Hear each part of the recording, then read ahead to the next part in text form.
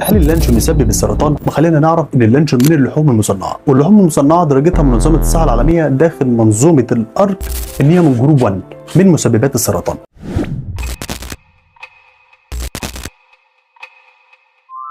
الارك هي انترناشونال ايجنسي فور ريسيرش اون كانسر، دي الوكاله الدوليه لابحاث السرطان، مختصه بجميع كل حاجه تخص السرطان من ابحاث ويجمع المركبات والمنتجات اللي هي ممكن تسبب السرطان وبتصنفهم وترتبهم في مجموعات. فاللحوم المصنعه مدرجه داخل المجموعه الاولى زي التدخين مثلا والتعرض للشمس لفترات كبيره، وكمان زي التعرض للمواد الكيماويه عاليه الخطوره. واللحوم المصنعه هي اللحوم اللي بتتعرض لظروف طهي معينه علشان تغير من طبيعتها او تكسبها طعم معين او تبدي مثلا في صلاحيتها علشان تعيش لفتره اطول، زي مثلا التمليح او التخمير او التدخين، اضافه مواد حافظه عاليه زي النترات والنيتريت اللي بتضاف على اللانشون، او الطهي المصنع او التعليق. طب هنا بنعرف ان مفيش اي لحم مصنع يتقال عليه مصنع الا لما يتعرض لظروف معينه ويضاف عليه كميه كبيره من المواد الحافظه علشان تحافظ عليه من البكتيريا ويفضل مستمر لفتره زمنيه اطول. الخطر هنا في المواد الحافظه اللي بتضاف على اللانشون اللي هي املاح النترات والنيتريت، دول من المسببات الاساسيه لمرض السرطان. املاح النترات والنيتريت بيتحولوا مع وجود البروتين وحمض المعده الى نيتروزامين كومباوند، ودي المواد اللي بزيادتها وتراكمها بتسبب مرض السرطان. ويعني كده انا افهم ان ماده واحده بس ممكن تصيب الشخص بمرض السرطان؟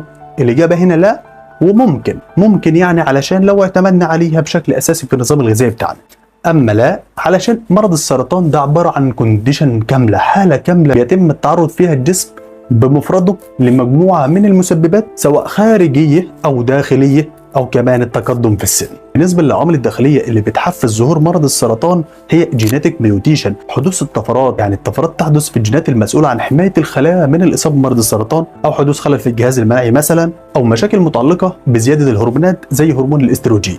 بالنسبه للعوامل الخارجيه فهي كتير، زي التعرض للمواد الحافظه بكميات كبيره ولفترات كبيره من الزمن، او التدخين، او التعرض للشمس لفترات طويله، او التعرض لمواد كيماويه مسرطنه زي البنزين او الصبغات الصناعيه، او التعرض للاشعاع مثلا. احيانا التقدم في السن بيكون عامل من ضمن العوامل، لان مع التقدم في السن طفرات بتتراكم داخل الخلايا وبتصبح سبب من ضمن الاسباب اللي ممكن يصيب الشخص بمرض السرطان. وكمان احيانا الضغط النفسي والتوتر والقلق والاكتئاب ممكن يعرض الشخص للاصابه بمرض السرطان. كل دي عوامل مساعده بتساعد على ظهور مرض السرطان. بكده احنا عرفنا ان مرض السرطان مش مسبب واحد فقط اللي ممكن يسبب حدوثه، ولكن هي بتكون مجموعه من المسببات اللي بيتعرض لها الجسم علشان تحفزه على ظهور مرض السرطان. يعني اللانشون مش هيسبب مرض السرطان، والاعتدال افضل من كل شيء.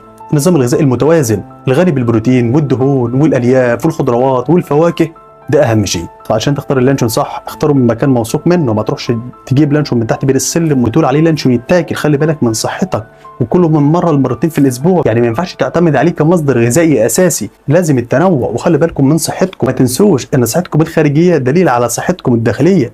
حافظوا على صحتكم. يا ريت لو عجبك الفيديو شيره لغيرك علشان الكل يستفيد ويتفاعل معاه. وما توفيق الا بالله، والسلام عليكم ورحمه الله وبركاته.